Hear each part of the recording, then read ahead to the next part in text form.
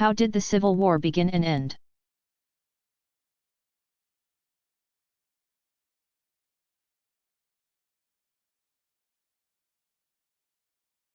Unhappy with the outcome of the 1860 presidential election, in which Abraham Lincoln, 1809 to 1865, was elected, and fearing a loss of their agrarian way of life, the southern states began to make good on their promise to secede if Lincoln won the presidency. South Carolina was the first, in December of that year. In January 1861 5 more states followed: Mississippi, Florida, Alabama, Georgia, and Louisiana. When representatives from the 6 states met the next month in Montgomery, Alabama,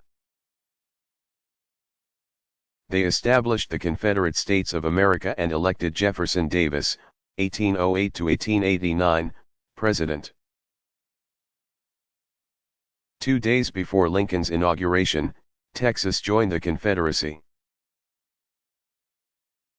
Virginia, Arkansas, North Carolina, and Tennessee joined in April. Shortly after, the Civil War had already begun. The Civil War, also called the War of Secession and the War between the States, began on April 12, 1861, when Southern troops fired on Fort Sumter, a U.S. military post in Charleston, South Carolina. Brutal fighting continued for 4 years. On April 9, 1865, General Robert E. Lee, 1807 to 1870, surrendered his ragged Confederate troops to General Ulysses S. Grant, 1822 to 1885, of the Union at Old Appomattox Courthouse, Virginia. The war had not only been between the states. It had also been between brothers. The conflict divided the nation. The Civil War took more American lives than any other war in history.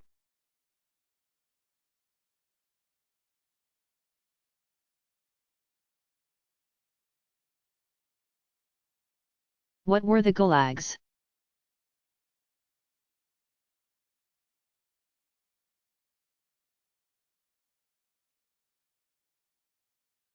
Gulags were prisons for political dissidents in the Soviet Union. The prisons existed from 1919 into the 1950s. Gulag is an abbreviation of the Russian name of the system. Globnye Upravilnye Ispravitelno Trudovik Lagary, which translates to Chief Administration of Corrective Labor Camps. The camps were first used during the collectivization of agriculture in the late 1920s and early 1930s. Under Soviet leader Joseph Stalin's 1879 to 1953 purges of the 1930s, anyone who posed or seemed to pose a threat to his hard-line communist regime was rounded up and sent to a gulag. During World War II, 1939 to 45, prisoners of war were held in the gulags. And after the war, Stalin continued to use the camps to punish those who opposed him. Though exact figures are unknown, it is believed that as many as 30 million people were imprisoned in gulags, where they faced forced labor, grueling conditions, and maltreatment including starvation. Official Soviet figures place the number around 10 million.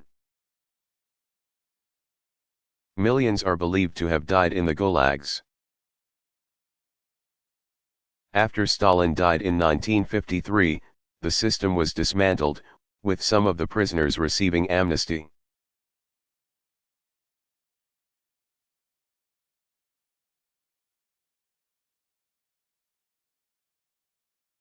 Did Henry Ford invent the automobile?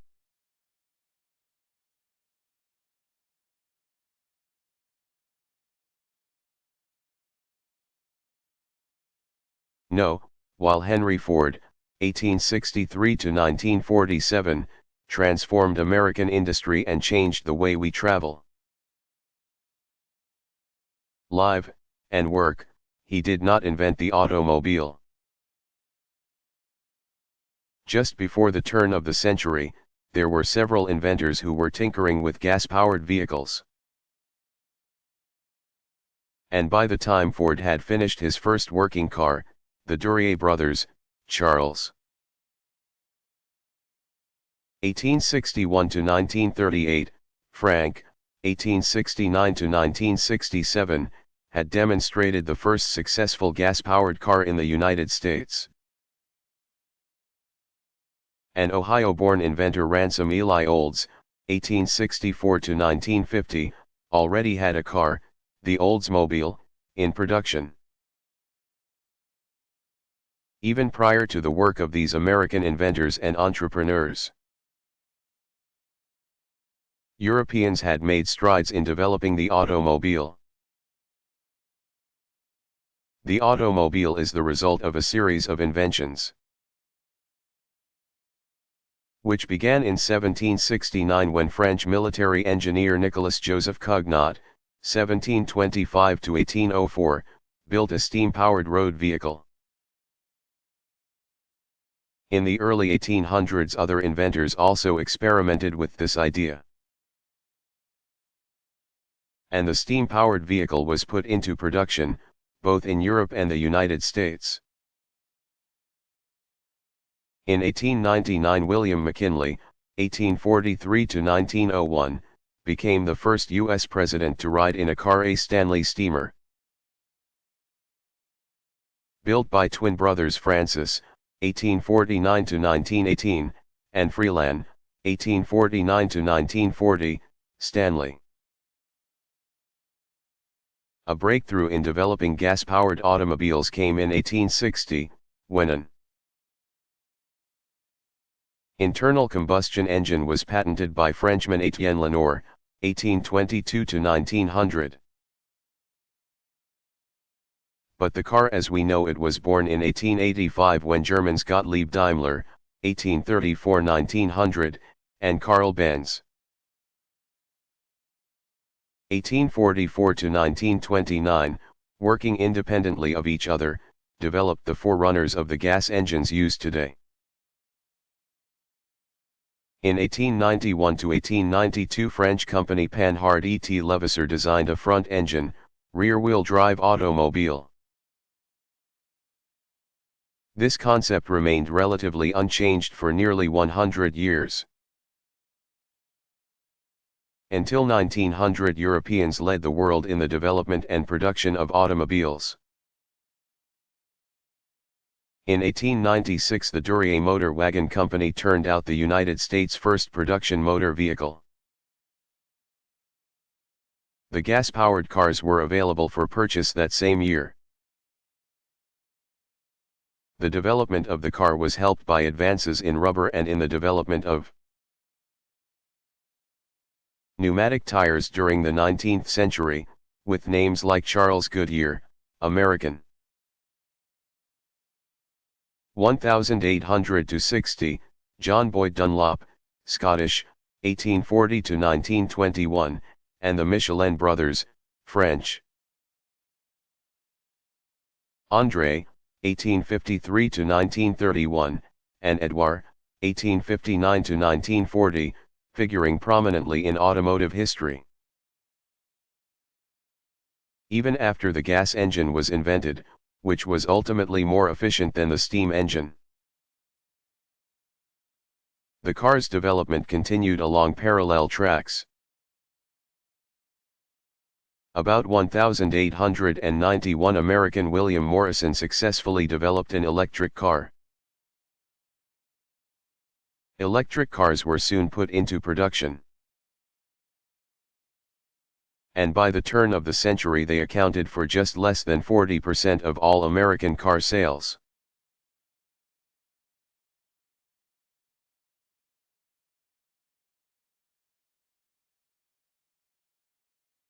Is there slavery today?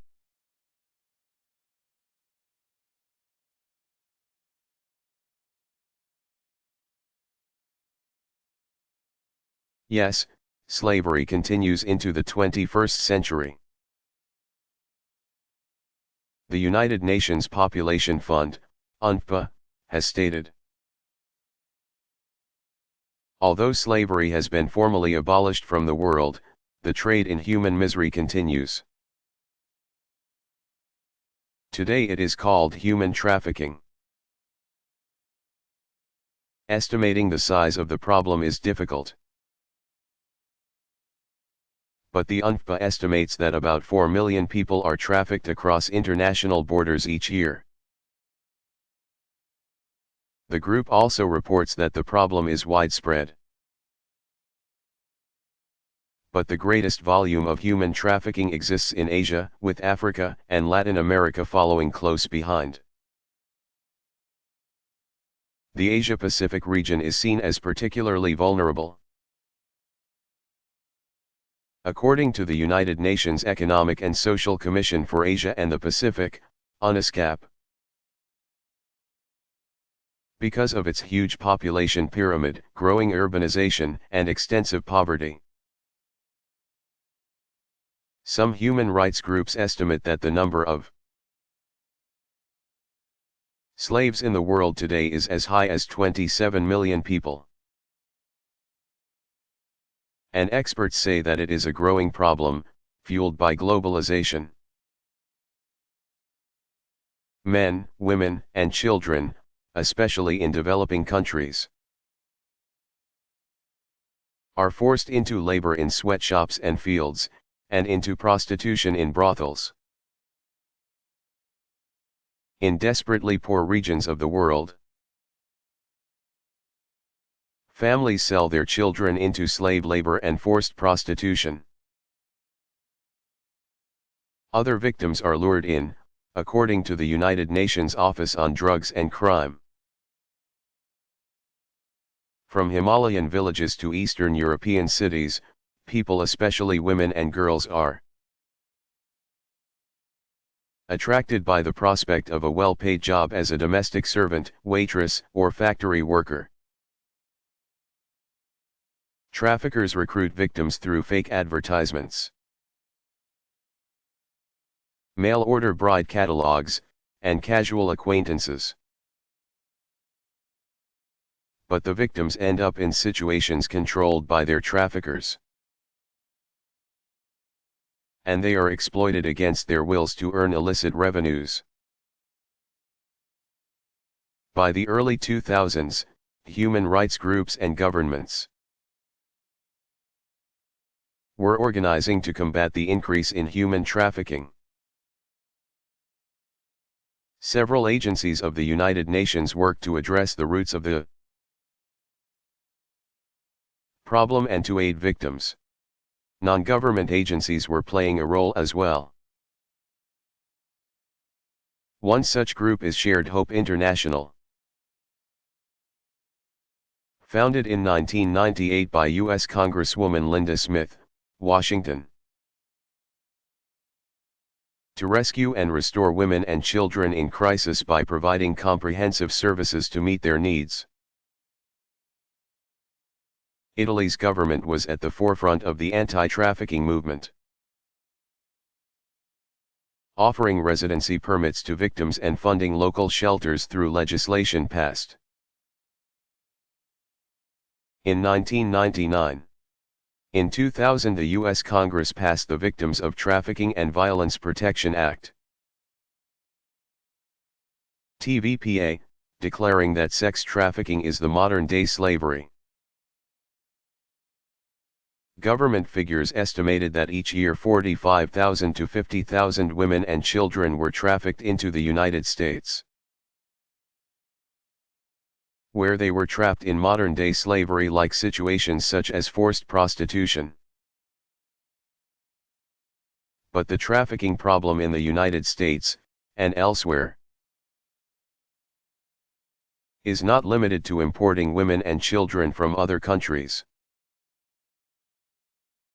According to a September 2001 Justice Department report, 400,000 children are lured or forced into prostitution each year in the United States. Many of the victims are from white, working and middle-class families. Often runaways from troubled homes who end up on the streets. In September 2004, former Representative John R. Miller, Washington, was sworn into the newly created position of Ambassador at Large for the U.S. State Department's Anti-Trafficking Office. In a speech, Miller said, "Today, the slavery is not on plantations and in homes. It is in factories and armies as well, and especially in brothels. But the slave masters use the same tools today as earlier slave masters: kidnapping, fraud, threats, and beatings, all aimed at forcing women, children, and men into labor and sex exploitation." Experts agreed that ending human trafficking in the 21st century would require a coalition of government, special interest groups, human rights organizations, and other non-government organizations. Determining the scope of the problem and raising public awareness were important first steps.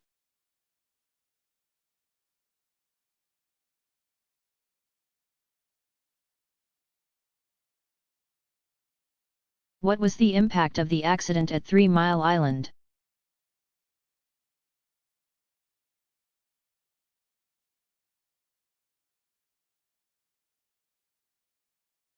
Prior to the March 1979 events at 3 Mile Island,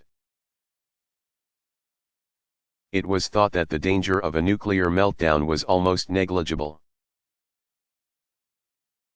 Though there were safety systems in place, none of them would have prevented a complete catastrophe.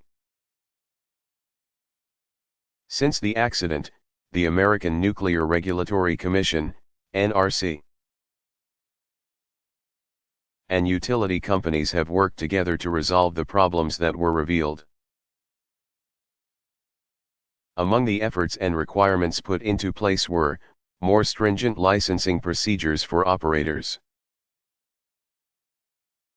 better training of plant operators in the event of an emergency, wider sharing of information on emergency management systems, effort to locate new plants outside of densely populated areas, more rigid quality assurance standards at all plants, strict implementation of the standards, which are subject to review by the NRC, and emergency evacuation plans that must be approved by the Federal Emergency Management Agency, FEMA. Even with these improvements to safety programs,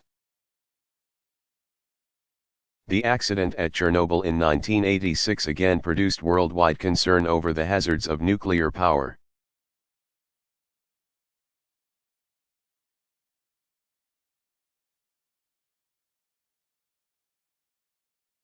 What happened at Trafalgar?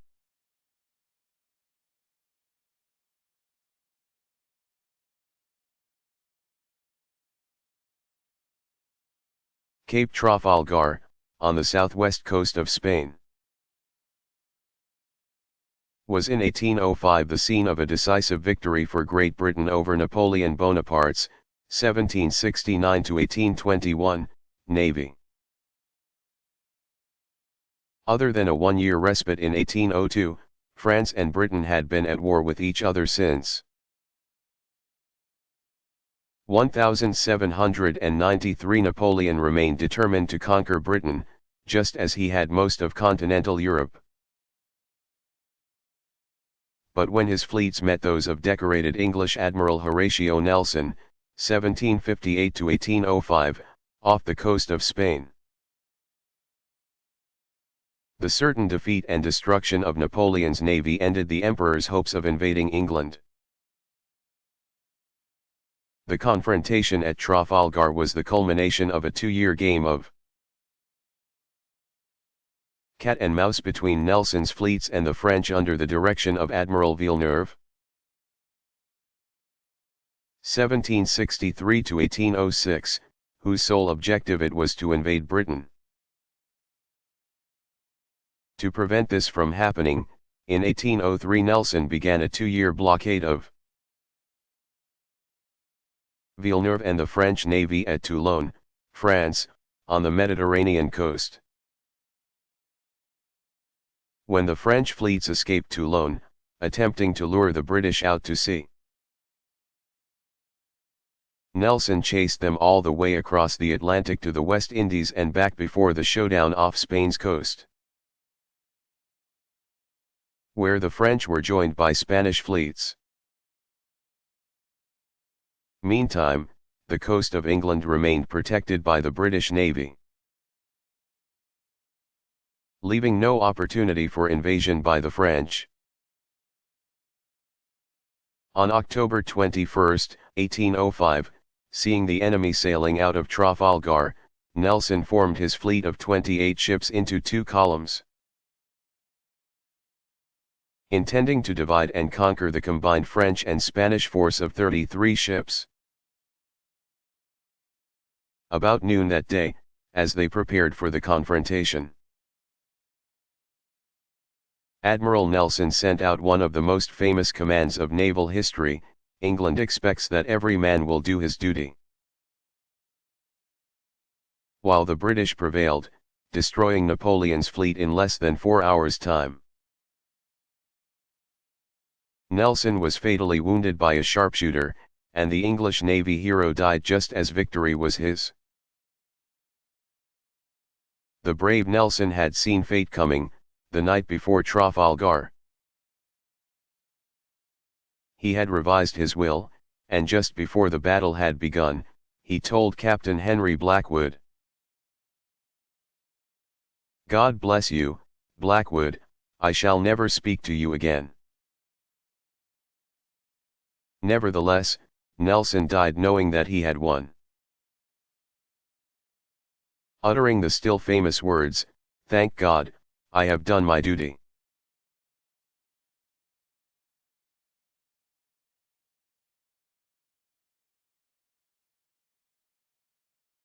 Why was Mohandas Gandhi called Mahatma?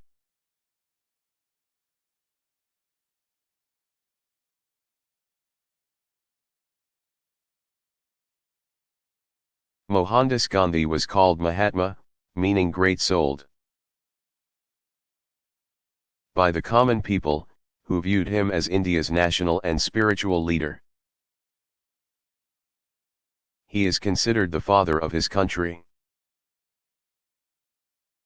He was born in India on October 2, 1869. As a young man, Gandhi studied law in Britain. Practicing briefly in India, he then travelled to British-controlled South Africa on business. Observing oppressive treatment of Indian immigrants there, he held his first campaign of passive resistance. Gandhi would later become very well known for this method of protest, called satyagraha, meaning firmness in truth.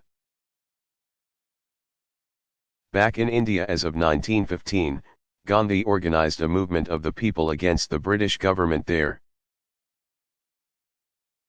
Britain had taken control of India during the 1700s and remained in power. After World War I, 1914-18, Indian nationalists fought what would be a long and sometimes bitter struggle for political independence.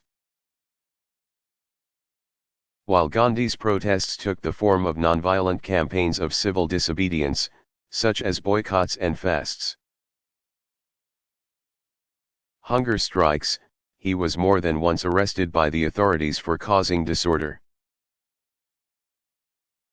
As his actions inspired more extreme measures on the part of his followers, whose protests took the form of rioting. as a member and, later, the President of India's chief political party. The Indian National Congress, Gandhi led a fight to rid the country of its rigid caste system, which organizes Indian society into distinct classes and groups. In Gandhi's time, not only were there four varna, or social classes, but there was a fifth group of untouchables who ranked even below the lowest class of peasants and laborers. Improving the lot of the untouchables was of tantamount importance to the leader, who by this time had abandoned Western ways in favor of a life of simplicity. Beginning in 1937, Gandhi became less active in government, giving up his official roles. But he continued to be regarded as a leader of the independence movement.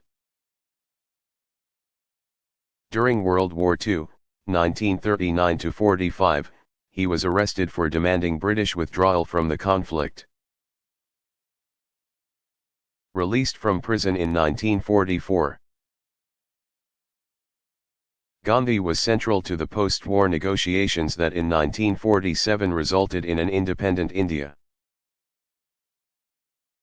A believer in the unity of humankind under one God, he remained tolerant to Christian and Muslim beliefs. Amidst an outbreak of violence between Hindus and Muslims, Gandhi was on a prayer vigil in New Delhi when a Hindu fanatic fatally shot him in 1948.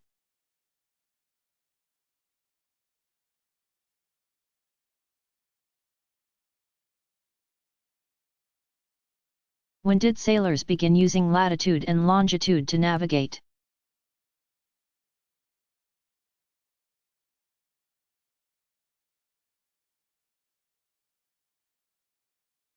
It was after English inventor John Harrison, 1693–1776, presented his ship's chronometer to London's Board of Longitude in 1736. The instrument was accurate to within 1/10 of a second per day, 1.3 miles of longitude. Since it was set to the time of 0 degrees longitude, Greenwich time, it enabled navigators to fix longitudinal position by determining local time. Even though Harrison's award-winning invention was heavy, weighing 65 pounds, complicated, and delicate, it was subsequently improved upon so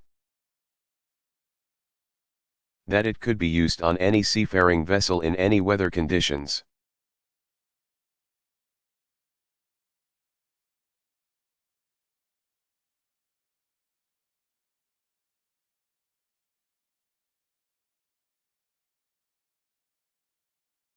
How were the southern states brought back into the Union?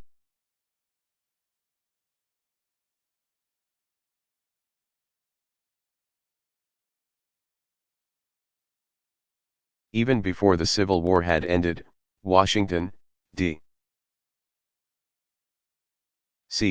considered the difficult problem of how to rejoin the seceding states with the North. Some lawmakers felt the southern states should be treated as if they were territories that were gained through war.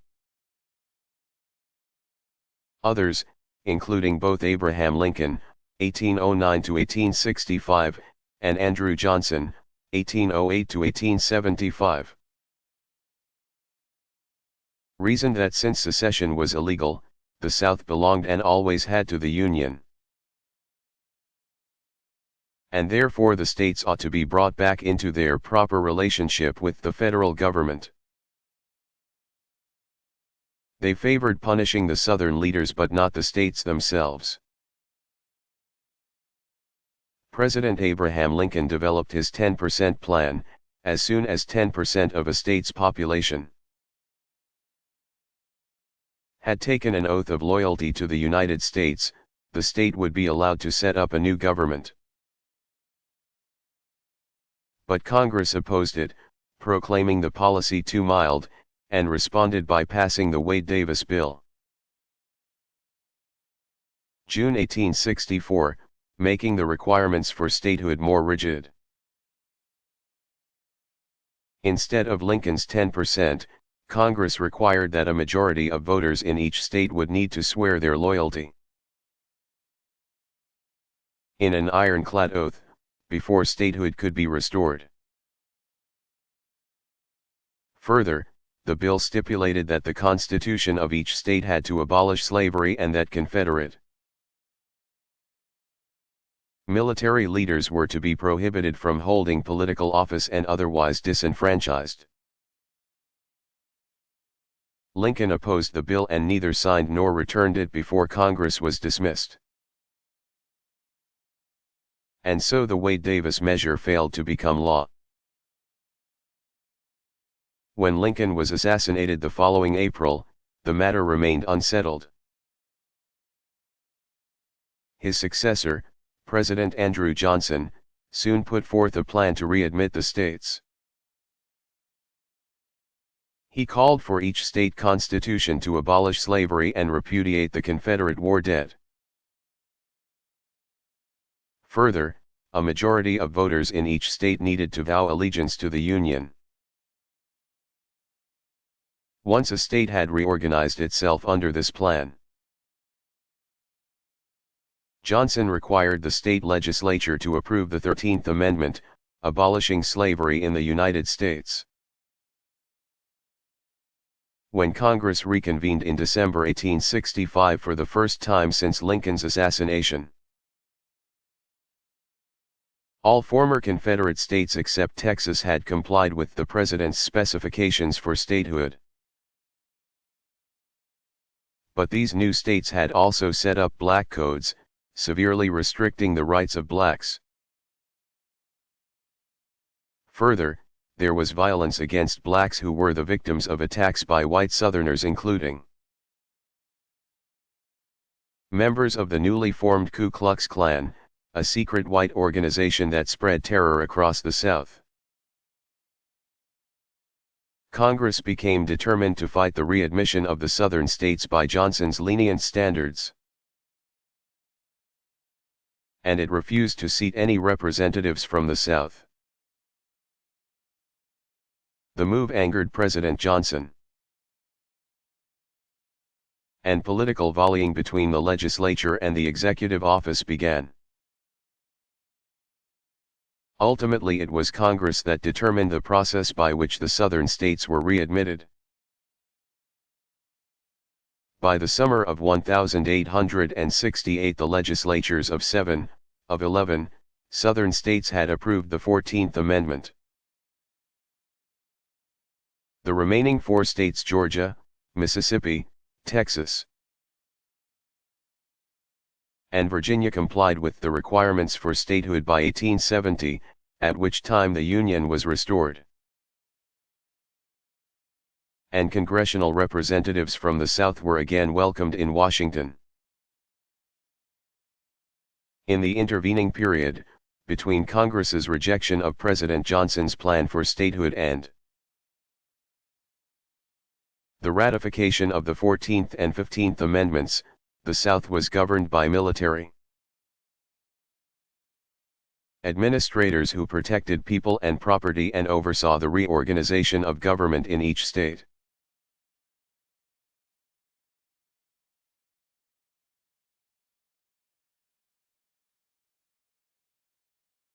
Invented by Englishman Henry John Lawson, 1852.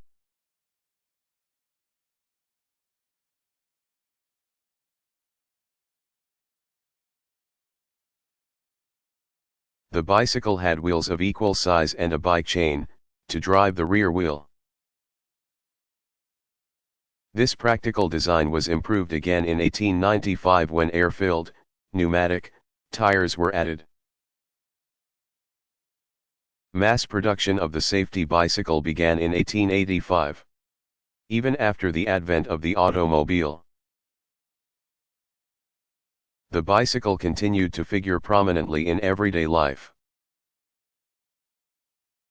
In the United States, bicycle riding became a leisure pursuit that rivaled baseball in popularity.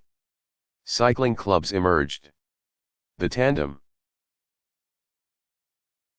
The bicycle built for two, allowed American youths an opportunity for courtship.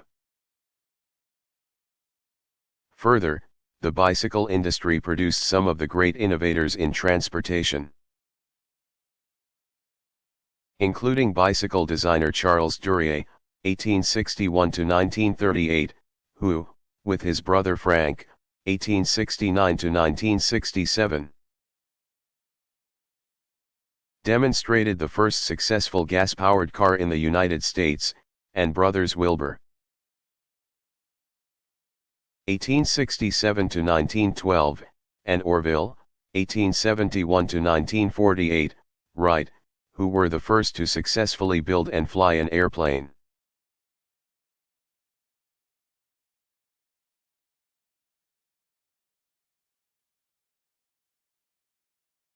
How old was Mozart when he composed his first work?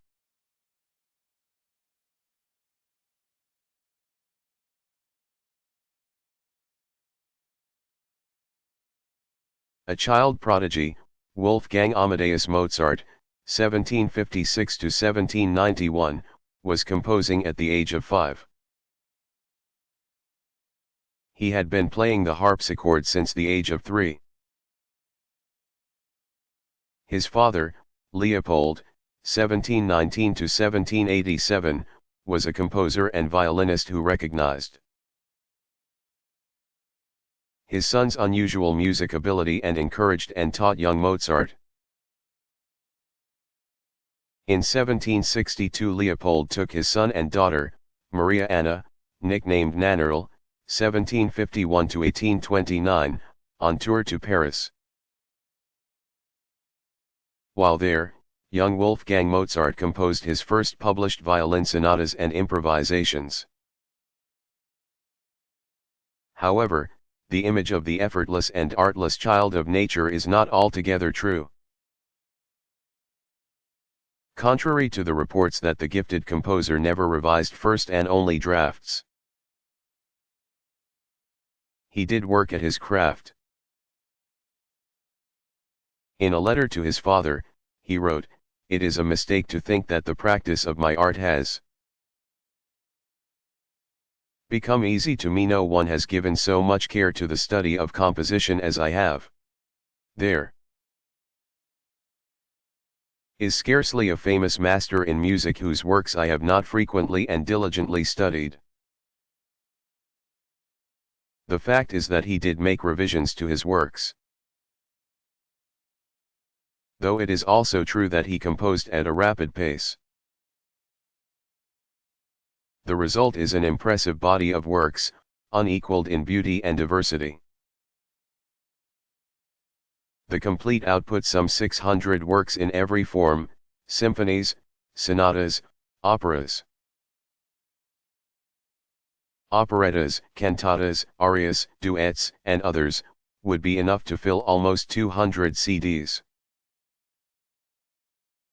Among his most cherished works are The Marriage of Figaro, 1786, Don Giovanni, 1787, Così fan tutte, 1790, and The Magic Flute, 1791.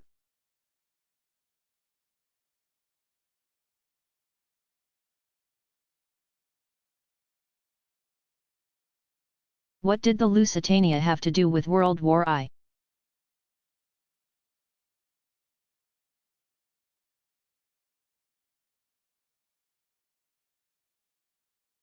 World War I, 1914–18, was already underway when in May of 1915 a German U-boat sank a British passenger ship, the SS Lusitania, off the coast of Ireland. The ship had been launched in 1907 by Britain's Cunard Line to become the largest passenger ship afloat.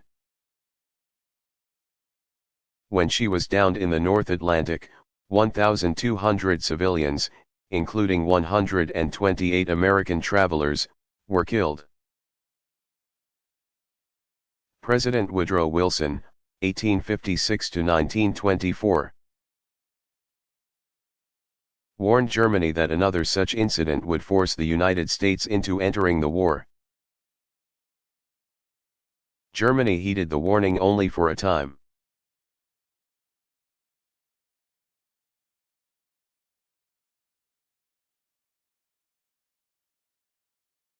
How old is nationalism?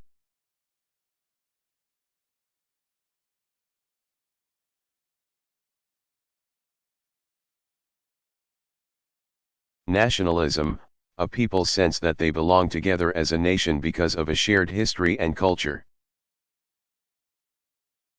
and often because of a common language and/or religion, emerged at the close of the Middle Ages, 500-1350. By the 1700s several countries, notably England, France, and Spain, had developed as nation-states. Groups of people with a shared background who occupy a land that is governed independently. As political and economic entities, the nation-states were preceded by fiefs, tribes, city-states, and empires, which overlapped each other as organizing units, dividing people's loyalties. By the 1800s nationalism had become a powerful force, and the view took hold that any national group has the right to form its own state. Because of this belief, called national self-determination, some nations achieved independence, including Greece, which gained freedom from Turkey in 1829, and Belgium, which won self-rule from the Netherlands in 1830. Others formed new, larger countries. Both Italy and Germany were created by the unification of numerous smaller states, Italy in 1870 and Germany 1 year later. And still others carved smaller states out of great empires, for example, the breakup of the Austro-Hungarian Empire following World War I 1914-18 resulted in the formation of the independent countries of Austria, Hungary, Czechoslovakia, Poland, and, later, Yugoslavia.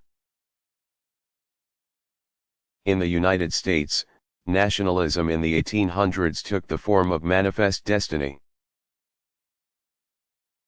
The mission to expand the country's boundaries to include as much of North America as possible. By the end of the century, the United States had claimed all of its present-day territory. While nationalism is a source of pride and patriotism and has had many positive results, some leaders, notably German dictator Adolf Hitler 1889-1945, have carried it to extremes, initiating large-scale movements that resulted in the persecution of other peoples and in the hideous practice of ethnic cleansing.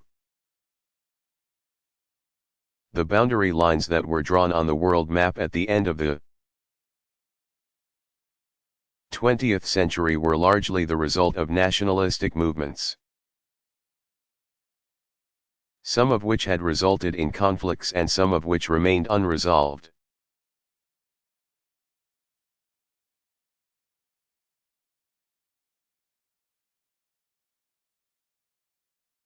Who were the expansionists?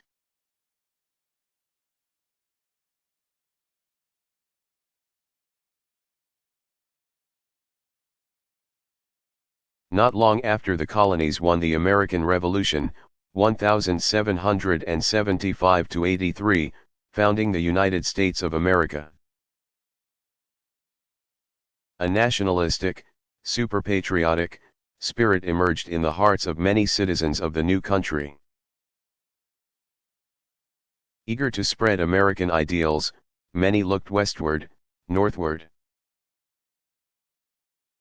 and southward to expand the territory of the Union beyond the original 13 states. These people were called expansionists. Not only did they favor the settlement of the frontier, but some advocated seizure of the Southwest. From Spain and later from Mexico, Florida, from Spain, the Louisiana Territory. From France, and the Northwest Territories and even Canada, from Britain.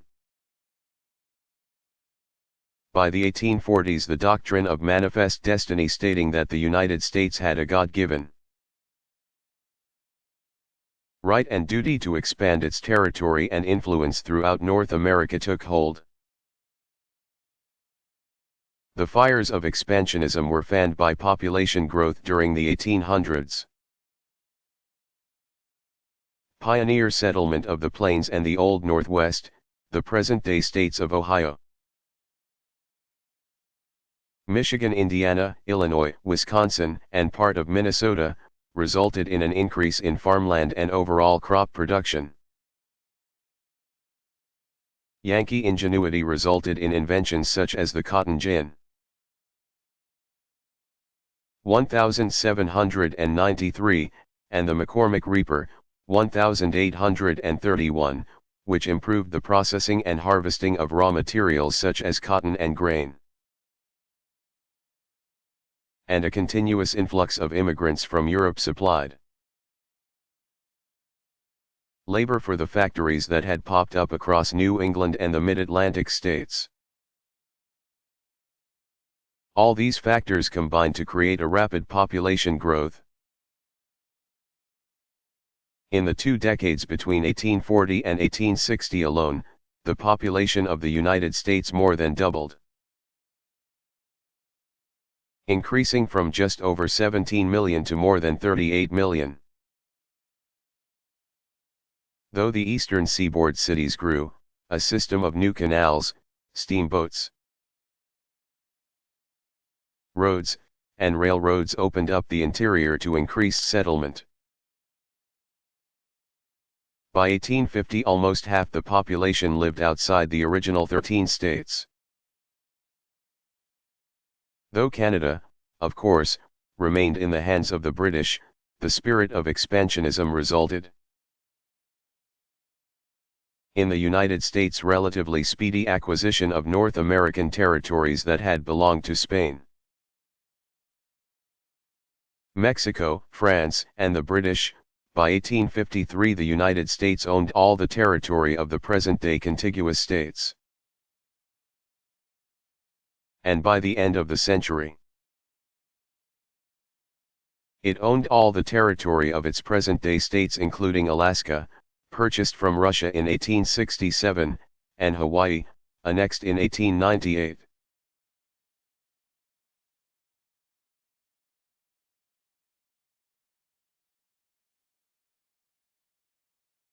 Disorder continued in what was the defenestration of Prague?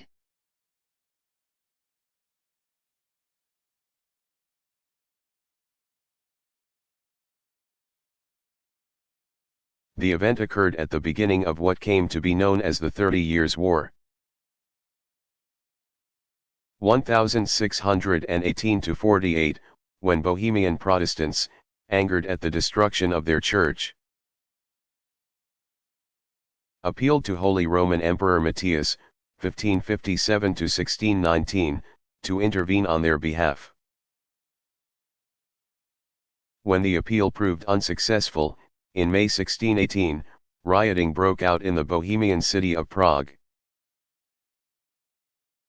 and 2 of the emperor's officials were thrown out of windows, in other words, they were defenestrated. Bohemia even as a new emperor ascended to the throne of the Holy Roman Empire.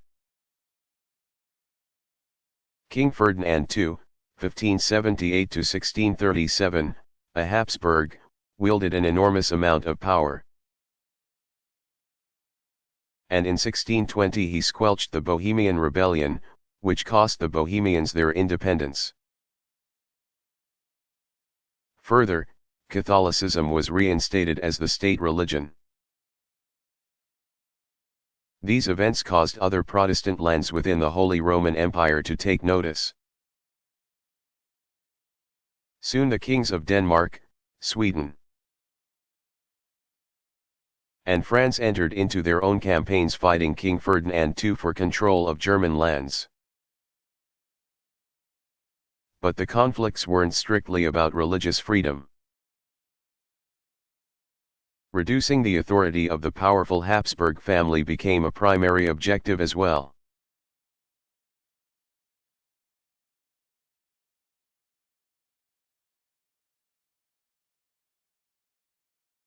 Who was the first to go around the world?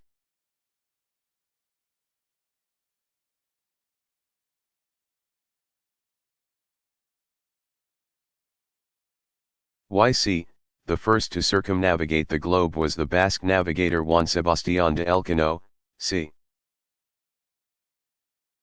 1476 to 1526, though 18 sailors who made the trip with him also claim the distinction. The trip was completed in 1522 and had taken nearly 3 years. In 1519, Elcano had set out with Ferdinand Magellan, c.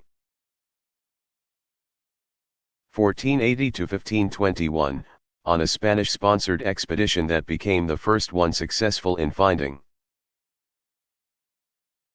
a western route to the east, having rounded the southernmost point of mainland South America.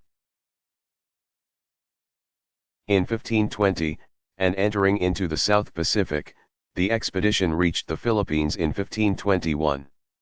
When Magellan was killed there, it was Elcano who took leadership of the crew and guided the expedition westward. Returning to Spain as the first sea captain to go around the world.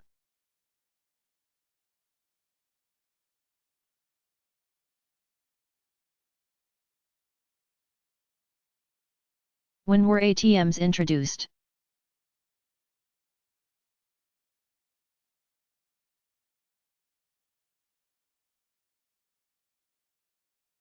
The ubiquitous automatic teller machine, ATM, was introduced in 1967 by Britain's Barclays Bank at a branch near London. 2 years later, the Chemical Bank opened the first ATM in the United States. At Rockville Center, New York.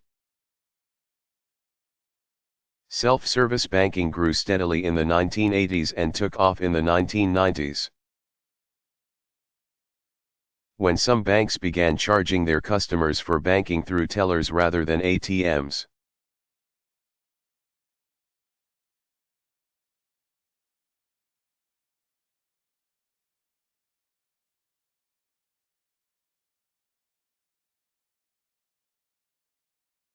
When was the Wall Street Journal first published?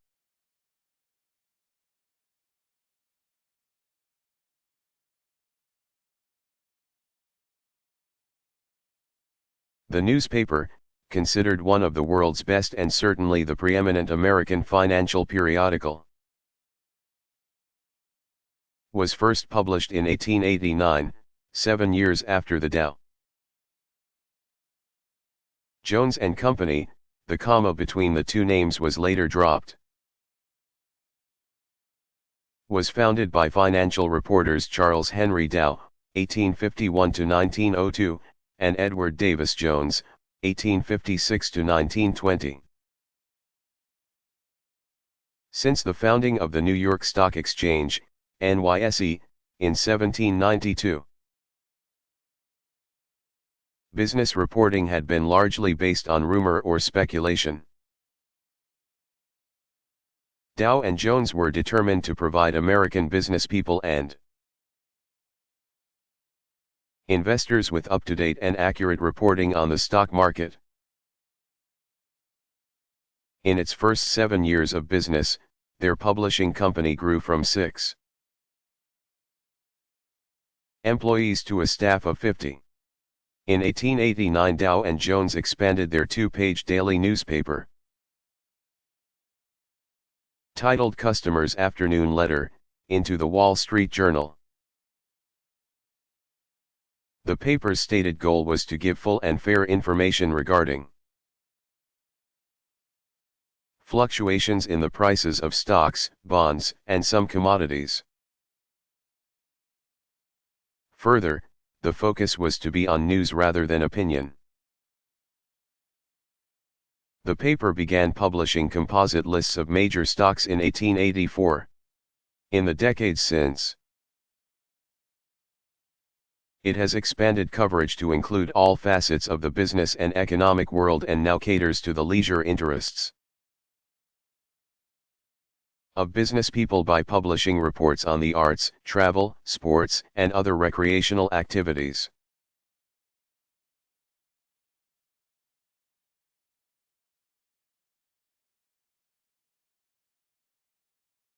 What was the monkey trial?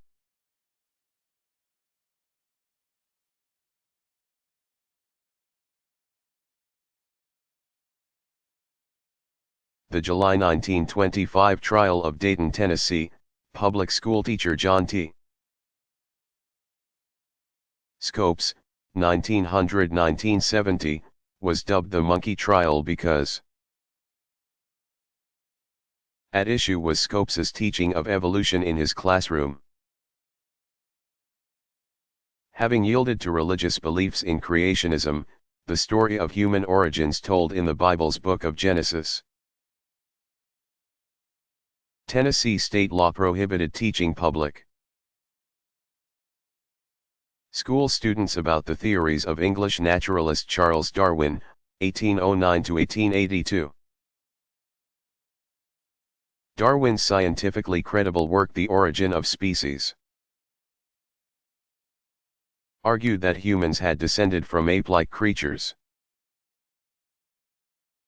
Celebrated attorney Clarence Darrow, 1857–1938, defended Scopes. Lawyer and former presidential candidate William Jennings Bryan, 1860–1925, known as the Great Commoner, argued the prosecution. For 12 days in the summer of 1925, the small town in eastern Tennessee became the site of a showdown between modern scientific thought and traditional fundamentalism. Or as some observed, between cosmopolitan and rural America. Spectators crowded the courtroom, eventually forcing the proceedings to be moved to the courthouse lawn. Journalists issued daily reports, which were published in newspapers across the country. It was headline writers who dubbed the case the monkey trial. Darrow made history when he called Bryan himself to the stand. It was a daring move on the defense attorney's part. But since Bryan eagerly accepted the summons, the judge allowed the questioning. Darrow first got Bryan to agree that every word in the Bible is true. Then he set in to reveal the hazards of such a literal interpretation, asking, for example, how Cain had found himself a wife if he, Adam, Eve, and Abel were the only 4 people on earth at the time. Darrow succeeded in shaking the prosecutor, who finally admitted that he did not believe Earth was made in 6 days. Bryan retaliated by accusing Darrow of insulting the Bible, to which Darrow replied, I am examining you on your fool ideas that no Christian on earth believes. It was drama better than any novelist could write. Darrow lost the case, which was later overturned on a technicality. Scopes had only been charged a $100 fine for violating the state law,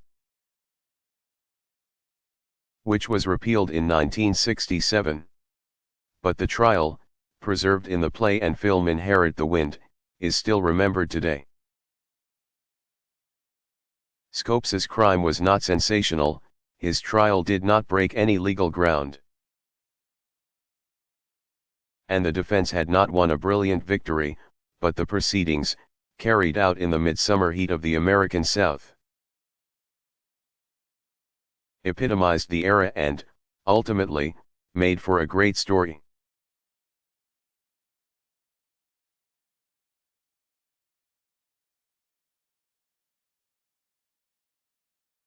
Who was Eleanor of Aquitaine?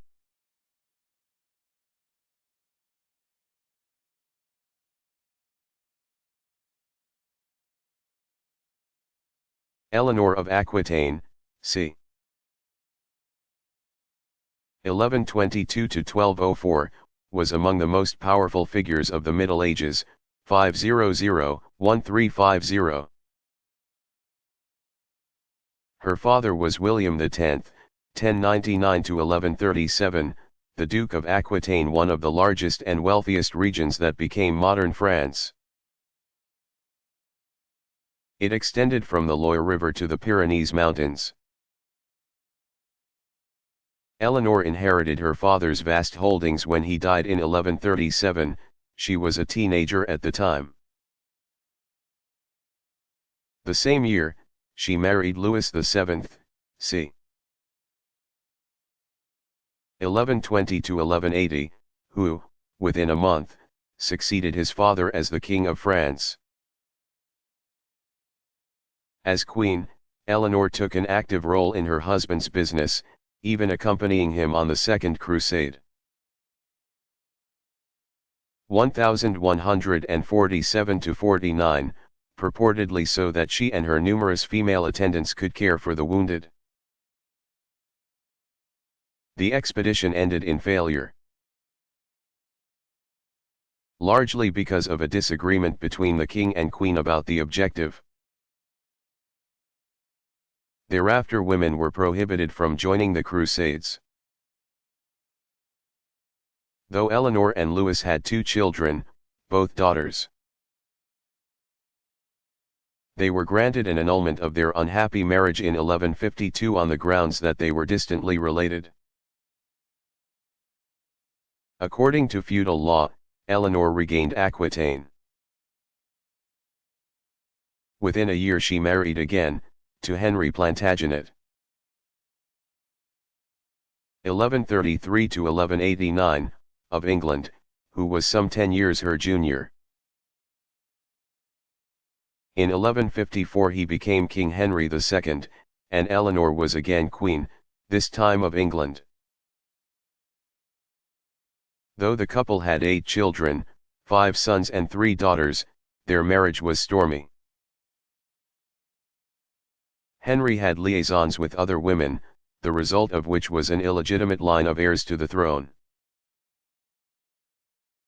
Eleanor also resented him for his attempts to control Aquitaine, which she felt was rightly hers. In 1173, when Henry and Eleanor's 3 surviving sons attempted to depose their father, Eleanor threw her support behind her sons. The rebellion failed, and Eleanor fled for France. In 1174 she was captured and returned to England, where she was put in semi-confinement by her husband, the king, until his death in 1189. Henry died while attempting to put down another rebellion by his sons. Richard the Lion-Hearted 1157 to 1199 and John Lackland 1167 to 1216. After King Henry's death, Eleanor again became a powerful force in European politics.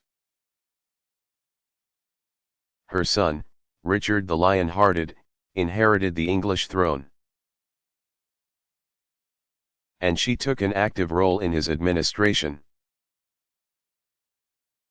She even stepped in for him when he left England to fight in the Crusades. When Richard died in 1199, his brother John ascended the throne.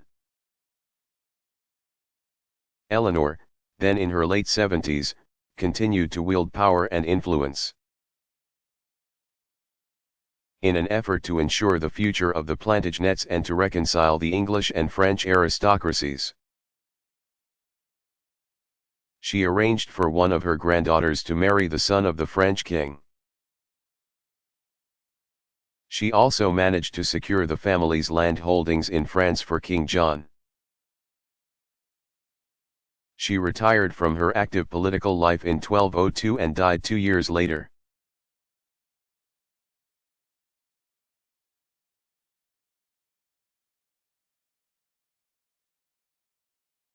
What was the Dust Bowl?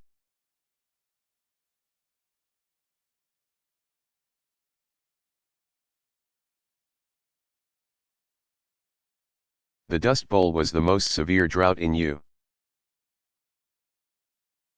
history. In the spring of 1934, the country in the grips of the Great Depression. Farmers across the Great Plains of the United States witnessed 2 great dust storms. First, in mid-April, after days of hot, dry weather and cloudless skies, 40 to 50 mile-per-hour winds picked up and took with them the dry soil, resulting in thick, heavy clouds. In Texas and Oklahoma, these dirt clouds engulfed the landscape. The next month was extremely hot. And on May 10 the second storm came up as the gales returned, this time creating a light brown fog. On May 11 experts estimated that 12 million tons of soil fell on Chicago as the dust storm blew in off the Great Plains.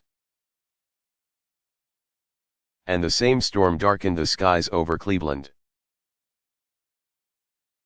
On May 12 the dust clouds had reached the eastern seaboard. Between the two storms, 650 million tons of topsoil had blown off the plains. The resulting dust bowl covered 300,000 square miles across New Mexico, eastern Colorado, Texas, western Oklahoma, and Kansas. The damage was great. Crops, principally wheat, were cut off at ground level or torn from their roots. Cattle that ate dust-laden grass eventually died from mud balls. Dust drifted, creating banks against barns and houses. While families tried to keep it from penetrating the cracks and crevices of their homes by using wet blankets, oiled cloths, and tape, only to still have everything covered in grit. Vehicles and machinery were clogged with dirt. In addition to the farmers who died in the fields, suffocated by the storm, hundreds of people suffered from dust pneumonia.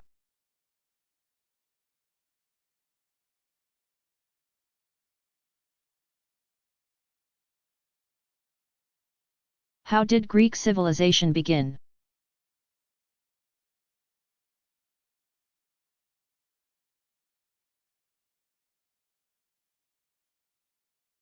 Ancient Greek civilization began with the Minoans. Europe's first advanced civilization, the Minoans were a prosperous and peaceful people who flourished on the Mediterranean island of Crete from about 3000 to 1450 BC. The Minoans built structures from stone, plaster, and timbers, painted walls with brilliant frescoes, made pottery, wove and dyed cloth, cultivated the land. They are believed to be the first people to produce an agricultural surplus, which they exported. Constructed stone roads and bridges, and built highly advanced drainage systems and aqueducts. At Knossos, the royal family had a system for showers and even had toilets that could be flushed. Minoans were a sophisticated people who loved music and dance, games, and entertainment.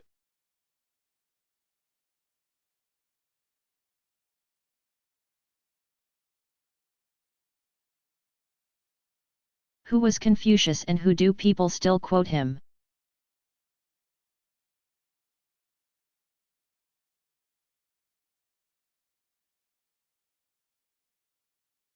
Confucius, 551 to 479 B. C. was a Chinese philosopher whose real name was Keung Chiu. Confucius is the Latinized version. Born into a class of lesser nobility in the province of Lu. His father died before Confucius had turned 3 and he was raised in humble circumstances by his mother. He lived in the middle of China's feudal period, when there were enormous problems, including famine and poverty, which had been brought on by weak emperors and, consequently, chronic warfare among rival feudal states. Because of his upbringing, Confucius possessed a profound sympathy for the common people. In his view, the feudal princes, only interested in their own personal gain, were responsible for the suffering of the people. Confucius set out on a reform mission, believing that good government can only be achieved by ethical leaders. Confucius endeavored to train a new generation of them. He taught literature and music, important in building character, conduct, and, most importantly, ethics, to anyone who wanted to learn. He is regarded as the first Chinese teacher to offer education freely. That is to say, to all comers, rather than just the privileged. The great philosopher is revered for his belief that the family is the model for all human relations. Confucianism regards the chief relations in life to be those between ruler and subject, father and son, elder and younger brother, husband and wife, and friends. Most importantly, he taught students that rulers are responsible for the happiness of their subjects. He believed that government leaders need not be expert administrators. Instead, they must be humane, honest, and above corruption and personal gain. Some of his students went on to hold positions of power in city governments. Over the centuries, he became the most venerated person in Chinese history. But his teachings transcend cultural lines, which is why Confucian wisdom, including the principle what you do not want done to yourself, do not do to others, is often quoted. The philosophy's maxims are set forth in the work Lunyu, Analects, recorded by his followers. Except for his time spent in military service, Socrates lived his entire life in Athens,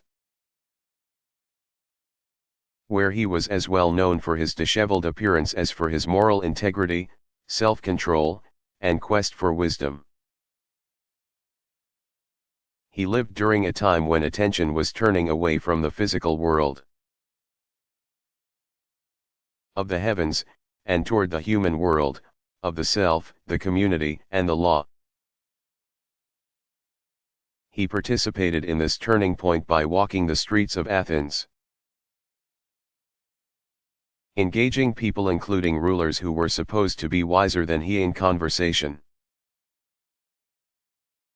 In these conversations, he employed what came to be known as the Socratic method or dialectic, a series of seemingly simple questions designed to elicit a rational response. Through the line of questioning, which usually centered around a moral concept such as courage, the person being questioned was intended to realize that he did not truly know that which he thought he knew. Socrates' theory was that once the person being questioned realized his weak understanding, he could divest himself of false notions, and was then free to participate in the quest for knowledge. These philosophical disputes, however, gained Socrates many enemies. Though he left no writings, Socrates' student, Plato, documented his recollections of dialogues with his teacher. A staunch believer in self-examination and self-knowledge, Socrates is credited with saying that the unexamined life is not worth living. Some ascribe the quote to Plato. Socrates also believed that the psyche, or inner self, is what should give direction to one's life, not appetite or passions. A seminal figure in Greek, and Western, thought, philosophy that predates him is termed pre-Socratic.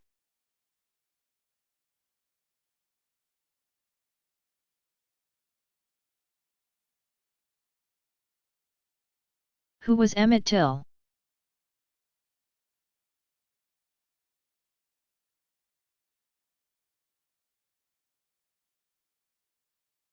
Emmett Till, 1941 to 1955, was a black 14-year-old from Chicago who was brutally mutilated and killed in the Deep South in August 1955. The young man was visiting relatives in Mississippi when he allegedly whistled at a white female store clerk. Till was sharing a bed with his 12-year-old cousin when two white men came to get him on the morning of August 28. He was not seen alive again. His body was later found in a river, tied to a cotton gin fan with barbed wire. An all-white jury acquitted the store clerk's husband, Roy Bryant, and half-brother, J.W. Millman, of the crime. The events stirred anger in the black community and among civil rights proponents in general, setting off the civil rights movement. For 4 decades, Till's grisly murder continued to deeply trouble many who believed justice could still be served. Though no one was ever convicted of the crime, and the 2 men who were tried for it had, by 2005, died, some of Till's family and friends, as well as investigators, believed others who participated in the lynching might still be alive. In a quest for clues, Till's body was disinterred in June 2005 to gather evidence. He was reburied in a quiet funeral. The Till family hoped the pending investigation would yield answers and justice.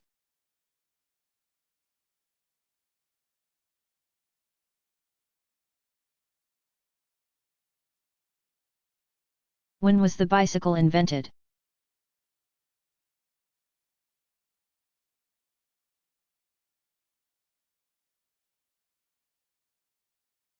A series of inventions during the 1800s resulted, in 1876, in the introduction of the safety bicycle, the direct ancestor of the modern bike and the first commercially successful bicycle. It had wheels that were equal in size,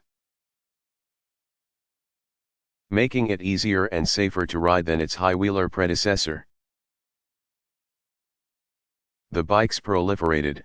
By 1900 more than 10 million Americans owned bicycles.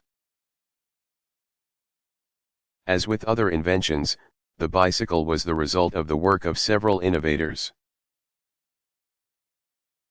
In 1817 German Baron Karl Friedrich Freiherr von Drais de Sauerbrunn,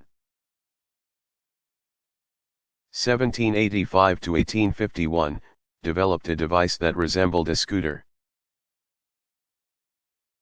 Named for its inventor, the Drazian later improved by Scotsman Kirkpatrick Macmillan.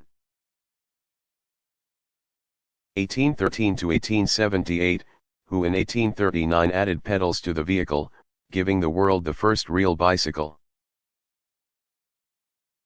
In 1870, English inventor James Starley, 1830 to 1881,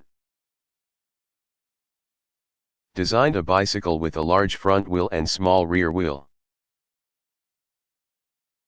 Named the Ariel, the invention was also called a penny farthing. After two very different sized British coins, the high wheeler, and the ordinary. Though the bicycle was easier to pedal and faster, one revolution of the pedals turned the front wheel once. Its high center of gravity made it unstable and even dangerous. The innovation of the tricycle, or velocipede, improved the design of the Ariel by giving it the added stability of the third wheel. But it was not until the safety bike was developed in 1876 that the bicycle's popularity took off.